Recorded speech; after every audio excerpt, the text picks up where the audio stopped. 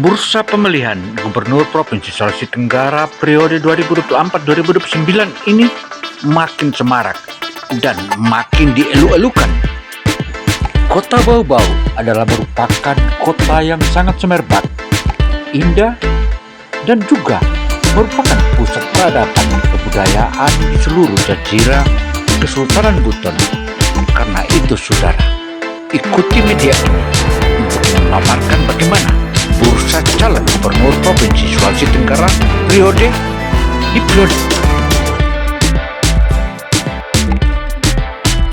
Assalamualaikum warahmatullahi wabarakatuh. Tentang bakal calon gubernur Provinsi Sulawesi Tenggara 2024-2029. Karena itu, memilih seorang pemimpin atau menjadi pemimpin dan gubernur yang bakal kita pilih, tentu saja kita memiliki beberapa kriteria. Dan siapakah gerangan yang akan kita pilih? Mari kita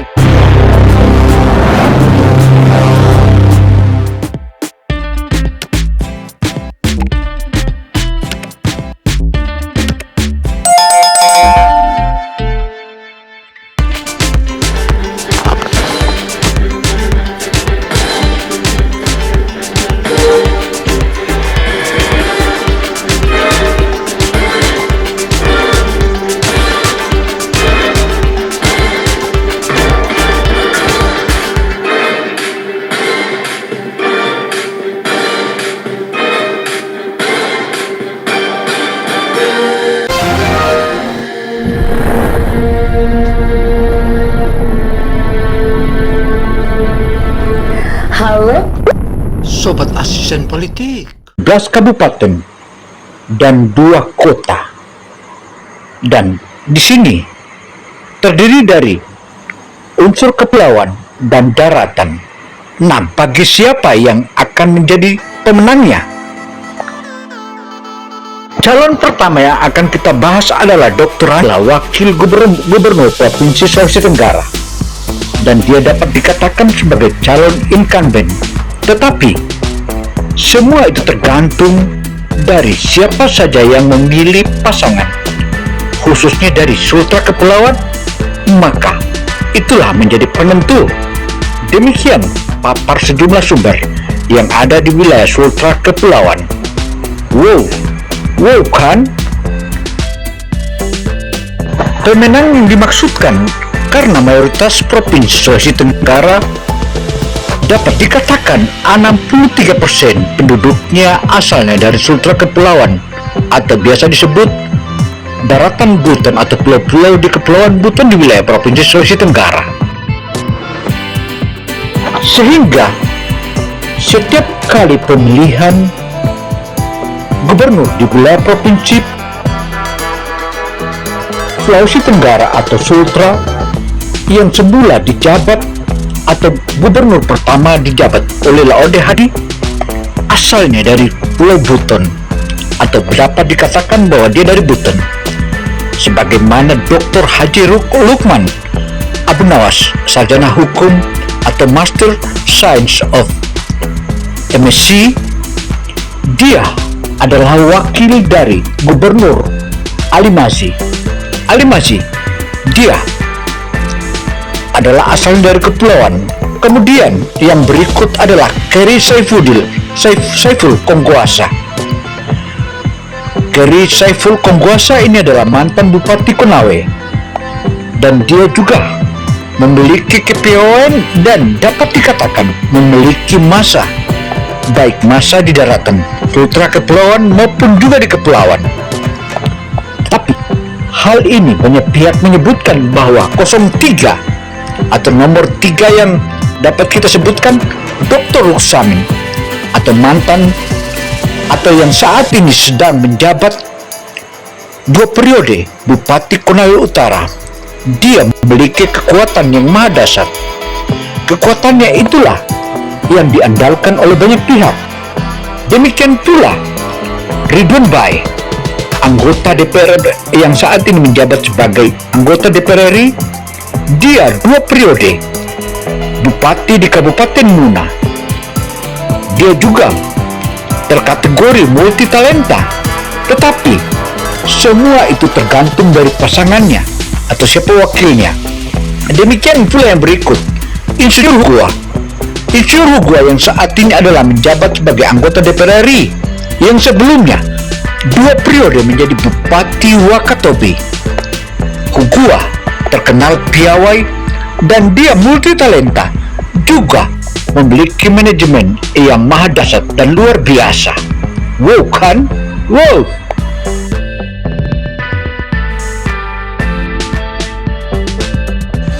Dan yang berikut adalah mantan Panglima Kodam Hasanuddin, Mayor Jenderal Purnawirawan Andis Mangeruka, juga maha dahsyat.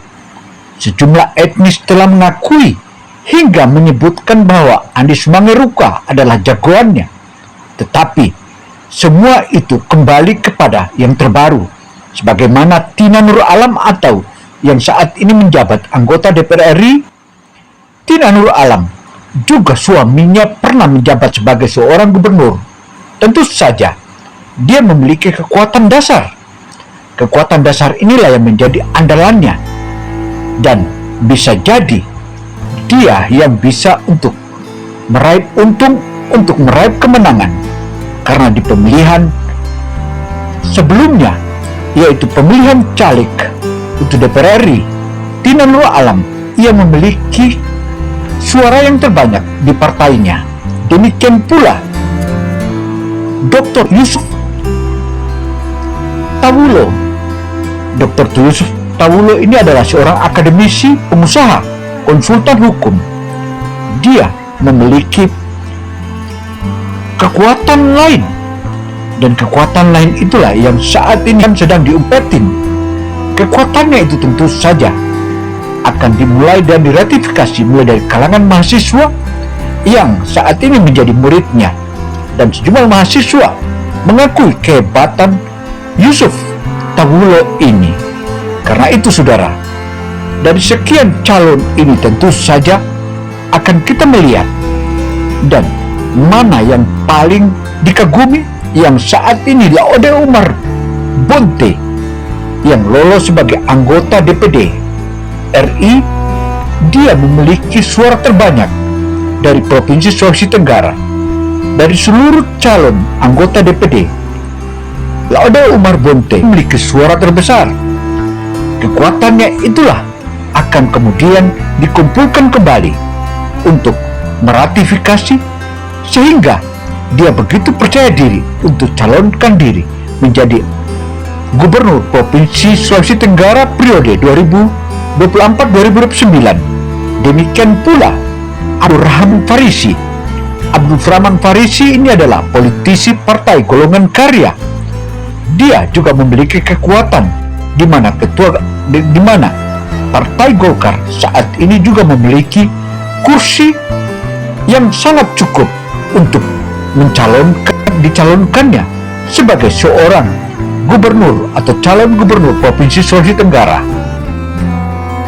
Bakal calon gubernur tersebut saat ini sedang berupaya untuk meraih pintu memilih yang mana yang paling cocok di hati mereka dan mana yang paling dikenal. Tentu saja masyarakat akan memilih yang mereka sayangi dan mereka yakini, dan hal inilah yang membuat sejumlah bakal calon bukan saja lobby di tingkat pusat untuk mendapat atau meraih pintu, tetapi juga turun lapangan hingga menggerayangin seluruh daerah-daerah pelosok hingga ke perkotaan di 17 kabupaten kota di Provinsi Sulawesi Tenggara. Umar Bonte misalnya, Umar Bonte terus-terus melakukan kampanye di beberapa tempat, dan dia hanya oleh sejumlah wartawan yang menyebutkan bahwa untuk meraih dan kembali memupuk suaranya yang kemarin diraihnya pada saat pemilu kemarin, insya Allah akan kembali dirangkulnya, dan itu menjadi suara dasarnya. Kekuatan masing-masing calon gubernur ini dapat dikatakan imbang, tetapi ada di antaranya yang begitu menonjol, di mana program-programnya kini sudah diterima oleh masyarakat. Selain itu, dia hadir bukan untuk memberikan janji, tetapi fakta yang telah dia berikan. Pembuktian-pembuktian yang telah diberikan itu antara lain, dia telah memberikan berbagai macam, antara lain kacamata.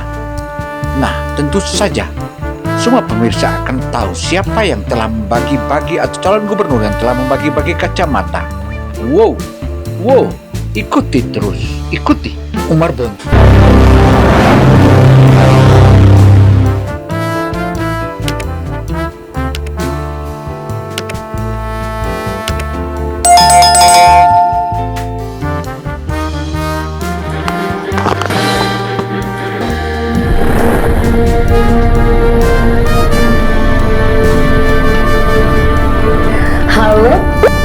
Sobat asisten politik, kayaknya sangat menjadi incaran kalangan investor, mulai dari investor pertambangan hingga para bisnismen dan sejumlah diplomat, terutama dari negara-negara asing yang sudah berkali-kali memasuki Sulawesi Tenggara. Tambang nikel yang saat ini diawali dari tambang nikel yang ada di Kolaka, tepatnya di Pombala, kini merambah. Muncullah tambang-tambang nikel baru sebagaimana yang ada di Konawe Utara. Konawe Utara yang betul-betul menjadi lumbung atau tambang nikel, menjadikan daerah ini makin bangga. Hasil-hasil tambang itulah yang menjadi pendapatan asli daerah membengkak hingga bahkan terbilang 1000%, bahkan 6000% sebagaimana yang dipaparkan oleh Jokowi dan Menteri LBP Luhut Binsar Panjaitannya. Demikian pula Dr. Ruksamin yang saat ini menjabat di periode keduanya sebagai Bupati Konawe Utara. Dia memiliki kekuatan yang terbilang madasat. Demikian pula Ridwan Bae, 2 periode menjadi Bupati Muna yang saat ini tengah menjabat sebagai anggota DPR RI, calon gubernur yang mayoritas dipilih oleh masyarakat. Hal inilah yang membuat sejumlah pihak penasaran, tetapi hal ini mungkin akan ada waktunya atau tepat waktu diinformasikan. Tetapi juga ada sejumlah kalangan menyebutkan bahwa tim survei itu adalah merupakan titipan atau utusan atau delegasi yang sengaja dibayar oleh calon-calon gubernur Provinsi Sulawesi Tenggara untuk mengukur kekuatannya di 17 kabupaten kota. Apakah mereka punya kekuatan ataukah hanya sekedar?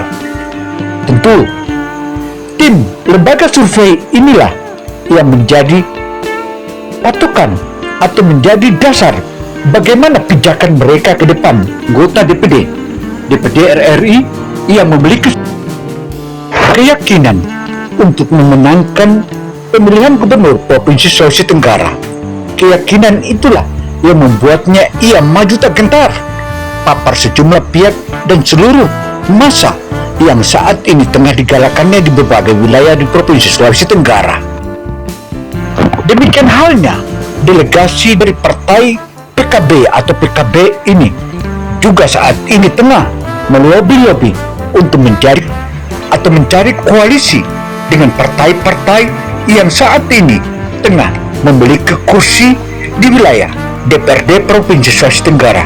Kekuatan itulah yang akan digalakannya dan dipupuknya untuk menindaklanjuti bagaimana sukses hingga mencari pasangan, khususnya wakil atau calon wakil gubernurnya ke depan. Demikian halnya Yusuf Tabulo dan juga Laude Umar Bonte yang terus melakukan sosialisasi dan terus menggalang. Demikian pula Abdul Rahman Farisi yang saat ini terus memicu kekuatannya untuk meraih kekuatan. Bahtiar pun demikian, juga masing-masing turun lapangan untuk mensosialisasikan kekuatannya agar kekuatannya diyakini dan menjadi pilihan masyarakat. rakyat khususnya di wilayah 17 kabupaten Provinsi Sulawesi Tenggara.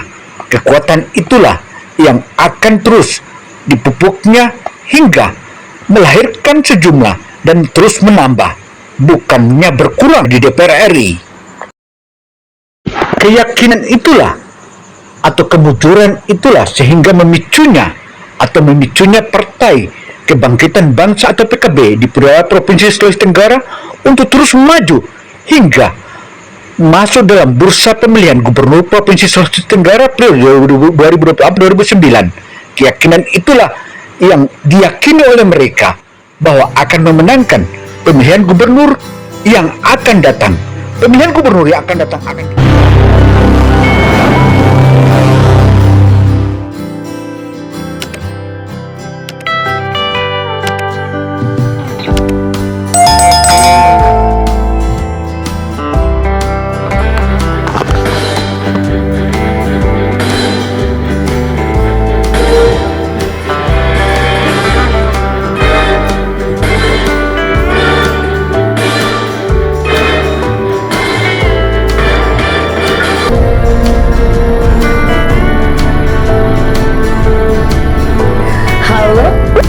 Sobat Asisten Politik.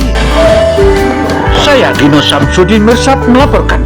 Wassalamualaikum warahmatullahi wabarakatuh.